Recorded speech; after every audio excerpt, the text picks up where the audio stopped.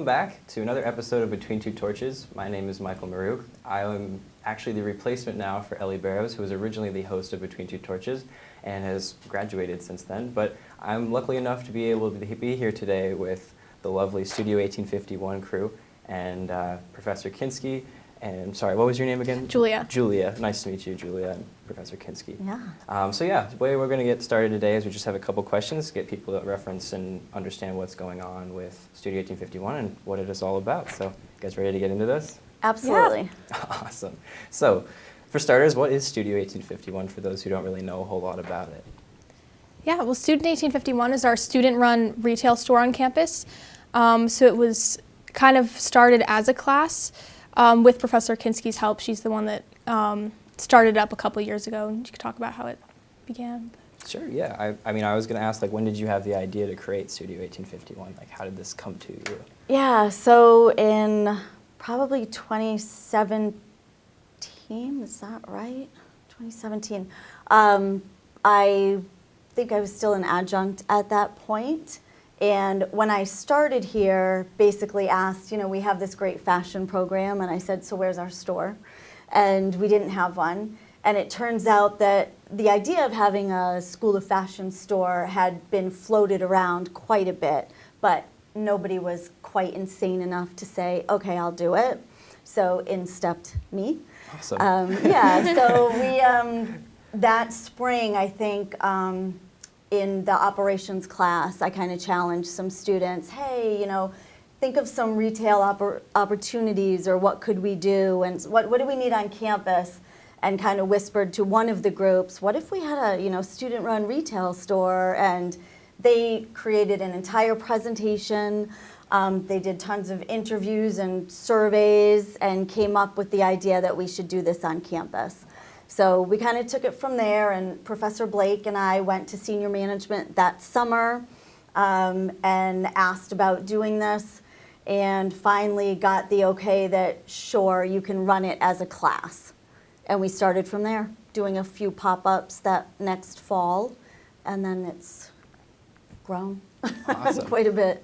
So you've been going since 2017, and you said a little bit before we started the show, actually, you said you're coming up on your 5th anniversary. Do you have any big plans for that, as far as that goes? Yeah, so next year will be our 5th year, and we always have big plans. I really like parties, so I'm sure we will definitely do something fantastic, hopefully in the fall around holiday, right before. I'm saying this, but I know Julia is going to be studying abroad, so I'll feel bad for those of them who dared to leave me for the semester. But yeah, we'll definitely do some kind of celebration, maybe in the fall, maybe in the spring. But yeah, it's a big deal. Awesome. 5 years. So yeah, like kind of going along with that, imagine like you probably had your ups and downs throughout the years. Is there any like rough patches that you care to share, like that you've overcome and maybe like have been able to persevere through, that you're really proud of yourself about, especially like through the store standpoint? Yeah, well, I'll talk to just, the whole process has been one new thing after another. So we say it's a class and we run it as a class, but it's so much more than a class, and the students give so much more than they would to even a tough, typical class, I think. So that actually hasn't been a struggle, because the students that we bring in really understand what's happening, and they kind of seem super committed, which has been wonderful. Challenges have been originally getting a space. We proved ourselves for 2 years before we finally got an actual physical location, so that was a challenge that we overcame. And then probably the biggest challenge after that would be what we all have experienced the last few years, which would be COVID, and that we got our space in the fall of 2019. And we spent that semester prepping the store and putting a chandelier together and getting everything we needed to do. We were all excited. We opened up. It was great. Came back the next semester, and as you all know, March 13th or so, everything closed down. Yeah. The amazing piece of that is that, sure, we lost a couple months there, but over that summer, we had 3 students who decided, well, let's get that website going. and they spent the entire summer. It wasn't a class. They did this on their own time. We met a couple times a week, probably, for a while. And they pulled together a website that we could shop, and they did all the research, and they figured out everything. So when we came back in the fall, we then were shopping online and in store. So once again, it was a challenge and an obstacle, but I will never be able to say enough about the students every semester in Studio 1851 and what they achieve. That's awesome.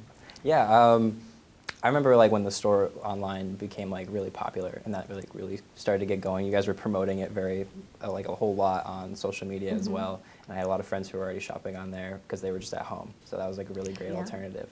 As for like the students go, what kind of students do you tend to attract like for Studio 1851? I imagine probably retail, but like, is there any others that decide to hop on that train as well?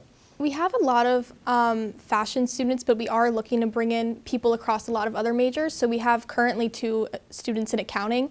So they do all of our business reports and things that I know nothing about and couldn't do. But we have a journalism student who, does a lot of our communication stuff now, because there's so many different aspects to like running our retail store. It's not just being in the store and selling the product. It's, well, what are we bringing in? What's going on the products? How are we promoting this? How are we managing sales and operational types of things? So we need a lot of diverse people with like so many different talents to make it all kind of happen. But yeah, as Julia said, we want this to be for everyone on campus. We really do. So if we had a communication or a media student, not part of fashion, that wanted to do stuff with us, marketing that wanted to come in, we have 2 accounting students right now from business. I'd like more. We do everything. We really do everything, and we want this to be a store for every single student on campus. And there's opportunity for everyone. Great. Yeah. I'm glad to hear that. You got great diversity going on there from across the entire school. But yeah, so like as a student, like what are the benefits for working for Studio 1851, would you say, Julia? So many things.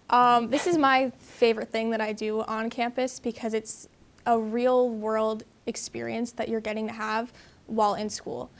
I'm the social media director for Studio 1851, so I've gotten a lot of experience working as a team, managing, creating content, doing different types of marketing, things like on the website or on social media, figuring out, how do we gain more following, how do we get likes into sales, which is still something that we're working on, based on, things we post, how does that translate into sales. I write like monthly newsletters for them. So I've pretty much whatever I want to do, I can do it. In studio, I've tried different things. I tried buying before and realized that wasn't for me. So I've really tapped into more of the media kind of side of things, and it's been awesome. Because it's a lot of cool things that I can, now have on my resume and show someone, look, these are all the things I've already done while I'm in school. So it's been great, yeah. Nice. Yeah, I get like a professional kind of setting in like a smaller environment, which is great. It's like kind of like tight-knit in that sense that it's also like a controlled environment. But I feel like it's a very small business-oriented kind of like business, I guess, yeah. But after like kind of going along with that, what would you say would be your favorite part of Studio that stands out from other retail stores? I think the fact that everything that's in our store has a purpose. A lot of the products we bring in are either sustainable, fair trade, from a woman-owned or minority-owned business.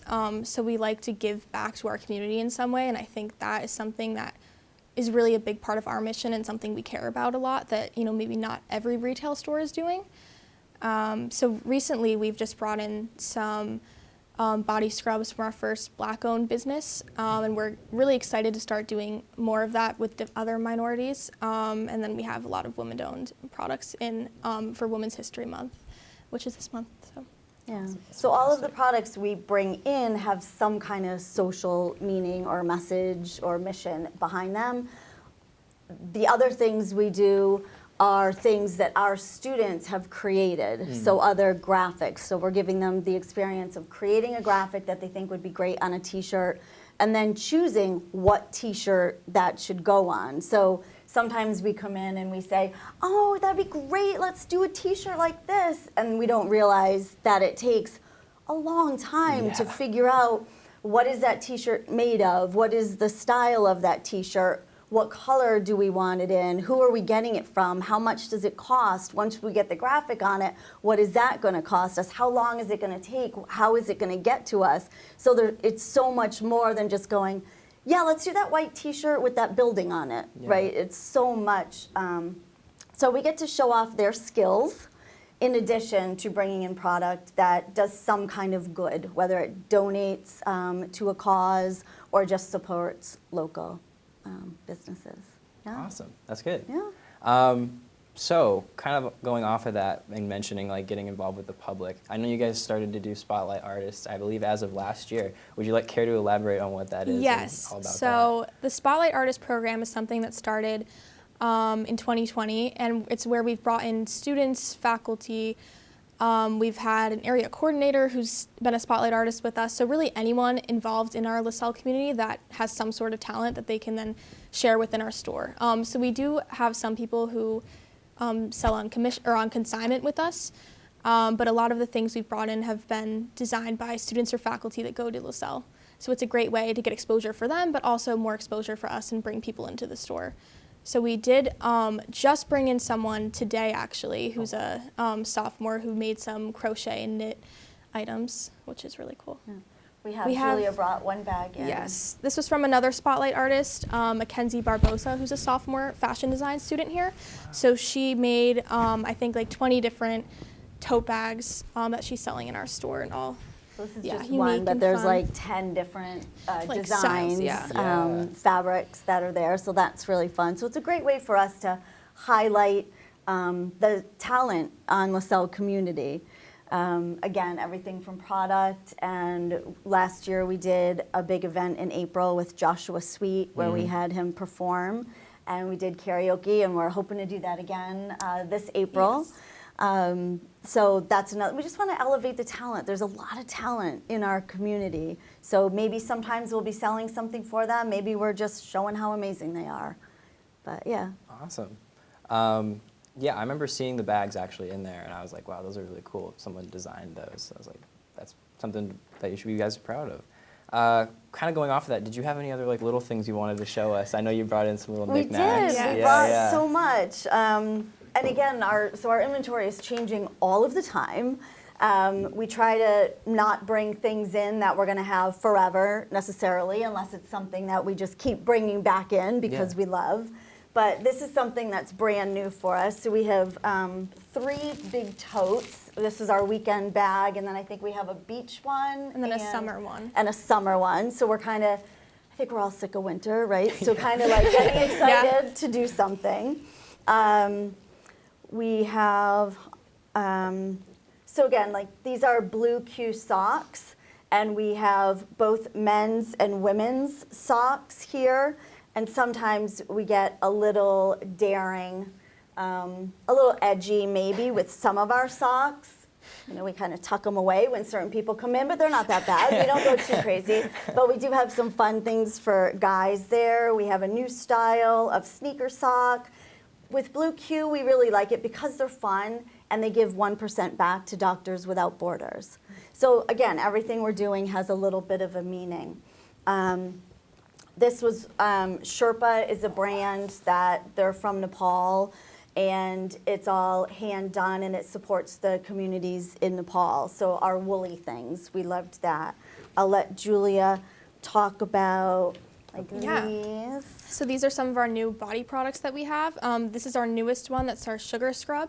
These were from a woman-owned and black-owned business that we had just brought in, and then we have our body butters, which is, I think, a favorite across a lot of people on campus, and then just within people on our team, we love these. Yeah. But these were handmade in Charleston, I believe, and they're women-owned. So. Yeah.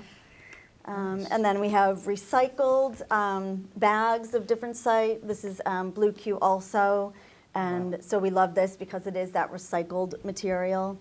And then we have mugs that are a women-owned company, a few different ones. And we have a lot of the things we do are fair trade or Direct trade. So direct those are trade. So, which I guess is even a step above fair trade. So we know every process of, and chocolate is something that's questionable sometimes out there with how we get it. We all love it, but how it gets to us isn't always the best.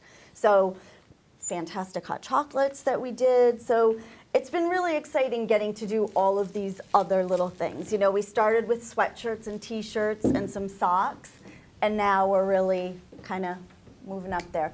We have jewelry too, lots of great jewelry. So it sounds like you guys have just been growing ever It's since then. everything, yeah. That's awesome. Yeah, we So- have, we just brought a few things, but we have some of these handmade glass earrings. These are also fair trade from a woman-owned business. Recycled glass. Yeah, so we have those, and then we have something I'm actually wearing in my hair today, but you can't see it.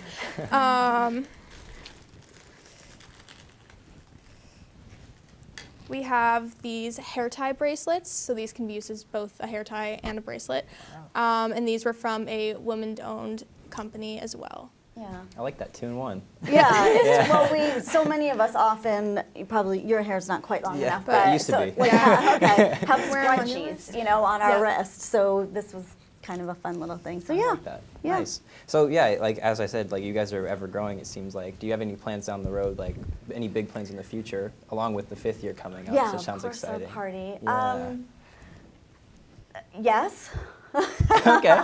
If you care to Lots- share, that is. yeah. I think we're trying to still work on bringing in more people across campus who can offer different talents with us, but then also anyone who can do more upcycling. Because we did just have a freshman fashion design student who took some of our old Lasell college apparel and completely upcycled and redesigned it into something one of a kind. Wow. Those sold out like One day. immediately. Yeah. And we love them. So having more people who can do stuff like that, I think would be really, really cool. We're really And excited about that. And looking then the for other it. thing we're trying the very first time right now, but could lead to something else, is we have a student who has kind of a curated consignment, right, or thrifting. He brought some great pieces in, and this is something he does as a business. So now we have this option in the store too. And I think eventually, you know, we're really focused on sustainability. There's a new initiative that might be happening in the future at some point soon, and Studio might be a part of that, where we do a career closet where students can like come and get clothing for free or low cost. So yeah, lots of big plans, lots of big ideas, and